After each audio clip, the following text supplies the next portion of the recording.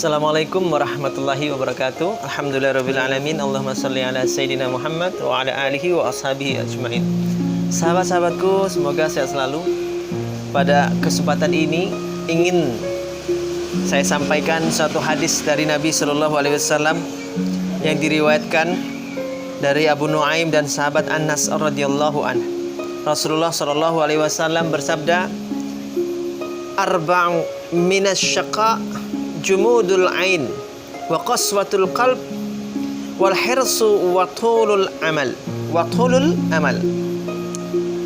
Ada 4 hal yang membawa kita menjadi sengsara, kata Nabi Shallallahu Alaihi Wasallam. Apa 4 hal itu? 4 hal yang mengantarkan kesengsaraan kepada seseorang.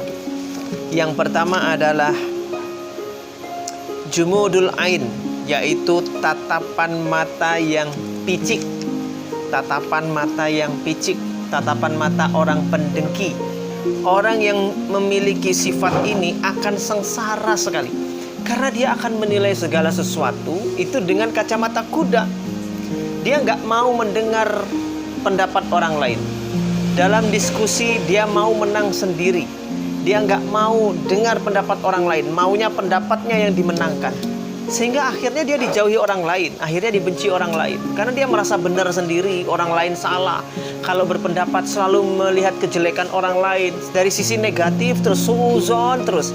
Inilah orang-orang yang memiliki pandangan yang picik, yang akan mengantarkan kesengsaraan bagi dirinya sendiri. Jumudul ain. Yang kedua, qaswatul qalb, yaitu hati yang keras.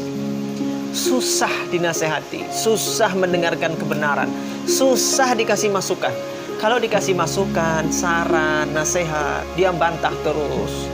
Dikasih saran, masukan, dikasih kritikan, dia membalas mengkritik orang yang mengkritik. Keras hatinya, nggak mau dengar. Pokoknya, keras banget hatinya. Nah, ini payah nih. Orang yang seperti ini berat. Batu aja kalau kena tetesan air terus-menerus lama-lama bisa pecah. Tapi kalau hati yang sudah keras membatu, kalla bal rana ala qulubihim ma kanu yaksibun. Jadi terus ada ron, ada kegelapan-kegelapan, noda-noda yang menutupi hatinya sehingga hatinya menjadi keras. Hatinya menjadi kal hijarah, seperti batu, ya. Au asyaddu qaswah, bahkan lebih keras lagi dari batu, kata Allah, diumpamakan. Maka hati yang keras ini akan menyebabkan seorang menjadi sengsara. Dinasehatin susah, diakurin susah. Suami istri berantem, diingatkan, diakurin, gak mau akur, keras dengan pendapatnya, dengan egonya masing-masing. Dan ini akan mengantarkannya pada kesengsaraan. Yang ketiga, kata Nabi SAW dalam hadis tersebut adalah wal hirs, yaitu apa itu? Rakus, kemauan yang keras, yang apa ya? Kemauan yang keras yang tidak sesuai dengan porsinya, sehingga tidak ada perencanaan. Kemauannya keras tapi tidak diimbangi dengan kerja keras. Kemauannya keras tapi tidak diikuti dengan perencanaan dan gak ngukur diri. Dia kepingin harus masuk ITB, harus masuk UGM, padahal biayanya mahal. Dan dia gak mau tahu orang tua sudah disodorkan biayanya sekian, biaya masuknya.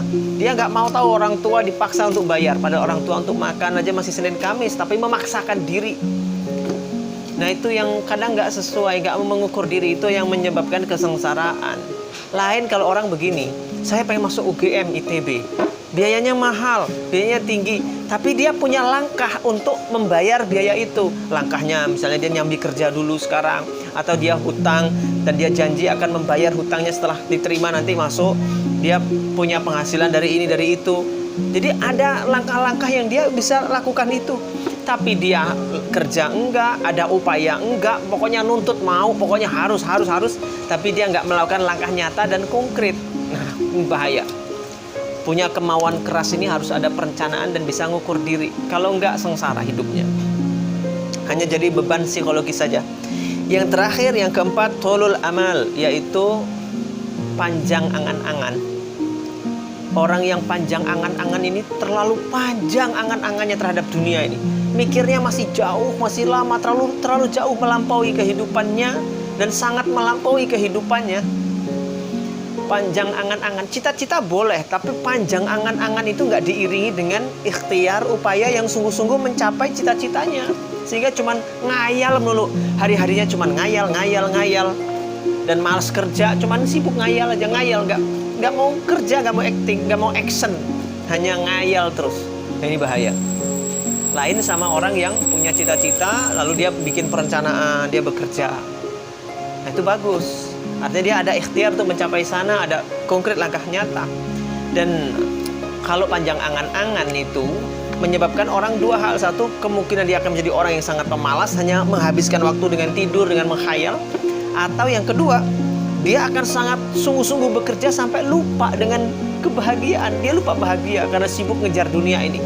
Maka kata Imam Al-Ghazali mengatakan, orang yang panjang angan-angan itu ada 4 macam sifat buruknya. 1, meninggalkan ketaatan dan malas-malesan. Yang kedua, tidak sempat bertaubat dan selalu menunda-nundanya. Ketiga, rakus di segala bidang kehidupan, sibuk mengejar kehidupan dunia. Dan yang keempat, keras hati dan selalu melupakan kehidupan akhirat. Nah, jadi ini yang perlu diperhatikan. Mudah-mudahan bermanfaat. Assalamualaikum warahmatullahi wabarakatuh.